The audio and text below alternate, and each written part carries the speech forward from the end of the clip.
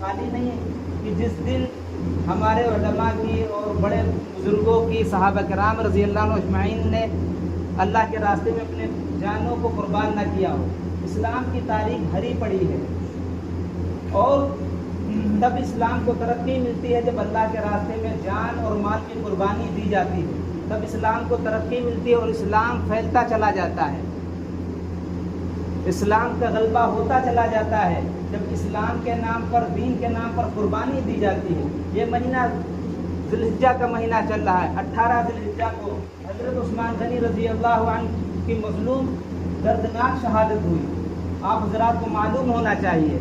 آج ہمیں معلوم ہے کہ 10 محرم کو حضرت حسین رضی اللہ عنہ کی شہادت ہوئی، لیکن ہمیں یہ بھی معلوم ہونا چاہیے ان سے پہلے 12 دن پہلے حضرت عثمان غنی رضی اللہ عنہ کو شہید کیا گیا. حضرت عثمان غنی رضی اللہ عنہ کون ہیں؟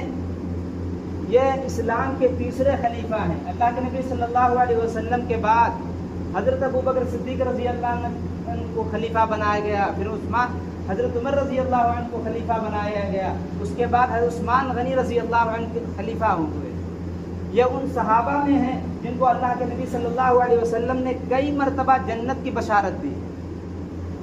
اللہ کے نبی صلی اللہ علیہ وسلم نے کئی مرتبہ، اس وقت اللہ کے نبی صلی اللہ علیہ وسلم نے آپ کو جنت کی بشارت دی جب مدینے کے اندر پانی کی قلت تھی. حضرت عثمان غنی رضی اللہ عنہ نے یہودی سے کنواں خرید کر اسلام کے نام پر، دین کے نام پر، مسلمانوں کے نام پر وقف کر دیا. اللہ کے نبی صلی اللہ علیہ وسلم نے آپ کو جنتی ہونے کی بشارت دی اور اس وقت رسول اکرم صلی اللہ علیہ وسلم نے آپ کو جنت کی بشارت دی جب غزوہ تبوک کے موقع پر اللہ کے نبی صلی اللہ علیہ وسلم نے اعلان کیا تھا کہ چندے کی ضرورت ہے، اس لیے کہ دشمن حملہ کرنا چاہتا ہے، دشمن مسلمانوں کو مٹانا چاہتا ہے، بڑی دور کا سفر ہے، ہمیں مال کی ضرورت ہے. اللہ کے نبی صلی اللہ علیہ وسلم نے خطبہ دیا، تقریر فرمائے. حضرت عثمان غنی رضی اللہ عنہ کھڑے ہو گئے اور کہنے لگے اللہ کے نبی صلی اللہ علیہ وسلم ہم 100 اونٹ اللہ کے راستے میں دیتے ہیں، مال کے ساتھ، مال لدا ہوا. پھر اللہ کے نبی صلی اللہ علیہ وسلم نے چندہ فرمایا. پھر آپ رضی اللہ عنہ کھڑے ہو گئے، عثمان رضی اللہ عنہ کھڑے ہو گئے اور کہا ہے اللہ کے نبی صلی اللہ علیہ وسلم 200 اونٹ دیتے ہیں. پھر اللہ کے نبی صلی اللہ علیہ وسلم کو ضرورت ہوئی، اس لیے مال کی کمی تھی، قلت تھی، مسلمانوں کے پاس زیادہ وسائل نہیں تھے، لیکن اللہ کے راستے میں لڑنا تھا، اسلام کو لوگوں تک پہنچانا تھا. اللہ کے نبی صلی اللہ علیہ وسلم نے تیسری مرتبہ جب چندہ فرمانا شروع کیا، حضرت عثمان غنی رضی اللہ عنہ کھڑے ہو گئے، کہنے لگے اللہ کے رسول صلی اللہ علیہ وسلم ہم 300 اونٹ سامان کے ہم اللہ کے راستے میں دیتے ہیں. اللہ کے نبی صلی اللہ علیہ وسلم بہت خوش ہوئے، منبر سے اتر آئے اور آپ رضی اللہ عنہ کو گلے سے لگا لیا اور آپ صلی اللہ علیہ وسلم نے فرمایا اس کے بعد حضرت عثمان رضی اللہ عنہ کوئی عمل کرے یہ جنتی ہیں، ان کا جنتی ہونا یقینی ہے. آپ ان خلفائے راشدین میں سے ہیں، آپ عشرہ مبشرہ میں سے ہیں. جانتے ہیں عشرہ مبشرہ کسے کہتے ہیں؟ وہ 10 صحابہ جن کو دنیا کے اندر اللہ کے نبی صلی اللہ علیہ وسلم نے جنت کی بشارت دی. ہمیں معلوم نہیں کہ 10 صحابہ وہ کون ہیں، ہمیں معلوم ہونا کہ حضرت عثمان غنی رضی اللہ عنہ ان میں نام شامل ہیں، یہ جنتی ہیں. لیکن حضرت عثمان غنی رضی اللہ عنہ کا حال یہ ہے کہ اللہ کے ڈر سے اس قدر روتے تھے، بعض اوقات بے ہوش ہو جاتے تھے. آپ رضی اللہ عنہ کے بارے میں آتا ہے کہ جب کسی قبر کے پاس جاتے، جب کسی قبر کو دیکھ لیتے، اتنا روتے کہ داڑھی مبارک تر ہو جاتی. حالانکہ اللہ کے نبی صلی اللہ علیہ وسلم ایک طرف اعلان کر رہے ہیں کہ یہ جنتی ہیں. آج ہمارا آپ کا بھروسہ نہیں کہ ہم جنت جائیں گے یا کہاں جائیں گے، لیکن ہم مطمئن بیٹھے ہیں، نہ ہم اعمال کر رہے ہیں، نہ نمازیں پوری کر رہے ہیں، نہ فرائض پورے کر رہے ہیں.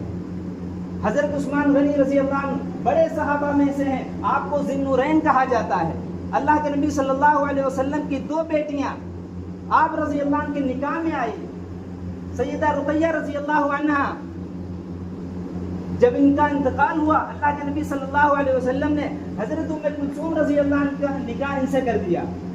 اور اللہ کے نبی صلی اللہ علیہ وسلم نے فرمایا تھا اگر میری 40 بیٹیاں ہوتی، ایک روایت میں آتا ہے کہ اگر میری 100 بیٹیاں ہوتی، یہ کے بعد دیگر حضرت عثمان غنی رضی اللہ عنہ کے نکاح میں دے دیتا. حضرت عثمان غنی رضی اللہ عنہ وہ صحابی ہیں، لیکن آج 18 ذی الحجہ جمعے کے دن تھا، مدینہ منورہ کے اندر آپ رضی اللہ عنہ کو بے دردی کے ساتھ شہید کر دیا گیا۔ 18 دن کے بھوکے اور پیاسے ہیں، روزے کی حالت میں ہیں، قرآن پڑھ رہے ہیں۔ اگر حضرت عثمان غنی رضی اللہ عنہ چاہتے بدلہ لے سکتے تھے، تمام صحابہ کرام رضی اللہ عنہ اجمعین موجود تھے، کہتے تھے اگر آپ اجازت دیں آپ کے دشمنوں کو، آپ کے باغیوں کو ہم سخت سزا دیں، ہم انہیں مار کر بھگا دیں، لیکن حضرت عثمان غنی رضی اللہ عنہ نے کہا کہ مدینہ کی سرزمین کو خون سے رنگین نہیں کرنا چاہتے۔ یہودیوں نے بڑی سازشیں کی کہ اسلام کا بول بالا ہوتا جا رہا ہے، اسلام پوری دنیا کے اندر پھیلتا جا رہا ہے۔ یہودیوں نے جب دیکھا کہ اسلام کی نیو مضبوط ہو رہی ہے، اسلام پھلتا اور پھولتا جا رہا ہے، یہودیوں نے مسلمانوں میں کچھ ایسے لوگ کھڑے کیے، عبداللہ ابن سبا جیسے منافق کہ کلمہ پڑھنے کے بعد مسلمانوں کے ساتھ دشمنی پر اتر آئے۔ انہوں نے اندر سے ایک بغاوت شروع کر دی، اندر سے مسلمانوں کے اندر دشمن پیدا کیے۔ حضرت عثمان غنی رضی اللہ عنہ اگر چاہتے بدلہ لے سکتے تھے، لیکن انہوں نے بدلہ نہیں لیا، کہنے لگے اس زمین کو، مدینہ کی سرزمین کو خون سے رنگین کرنا نہیں چاہتے۔ حضرت عثمان غنی رضی اللہ عنہ قرآن پاک پڑھ رہے ہیں، حضرت عثمان غنی رضی اللہ عنہ کو کارنامے دیکھو، اسلام کی تاریخ پڑھو، قرآن مجید پڑھو۔ ہم تو کہتے ہیں ضرور پڑھو، قرآن پڑھو، اللہ کے نبی صلی اللہ علیہ وسلم کی سیرت پڑھو، تب ہمیں معلوم ہو کہ اللہ کے نبی صلی اللہ علیہ وسلم کے صحابہ نے، ہمارے بزرگوں نے کتنی قربانیاں دی ہیں دین کے لیے، کتنی مشقتیں اٹھائی ہیں دین کے لیے۔ آج ہم سے فرائض پورے نہیں ہوتے، انہوں نے اپنا جان بھی لگایا، مال بھی لگایا،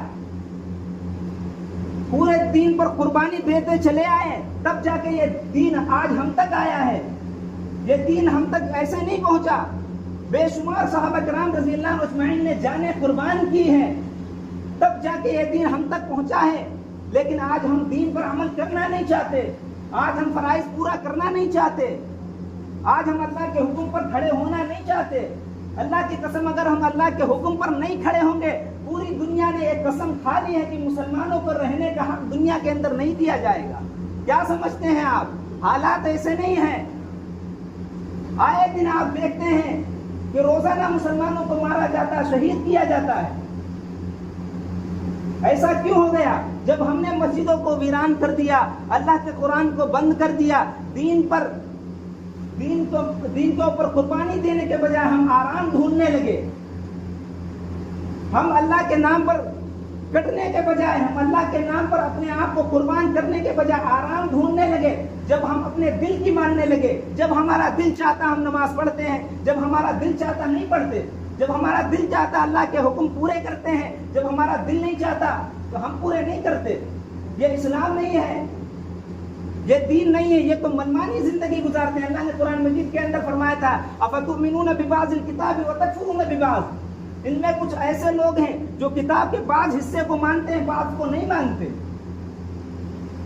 ان میں کچھ ایسے لوگ ہیں جو اللہ کی عبادت کرتے ہیں کنارے کنارے، ومن الناس من يعبد الله على حرف فإن أصابه خير اطمأن به، جب انہیں کوئی مصیبت پہنچ جاتی وہ اللہ کو یاد کرنے لگتے ہیں، جب ان پر حالات اچھے ہو جاتے ہیں اللہ کو بھول جاتے ہیں۔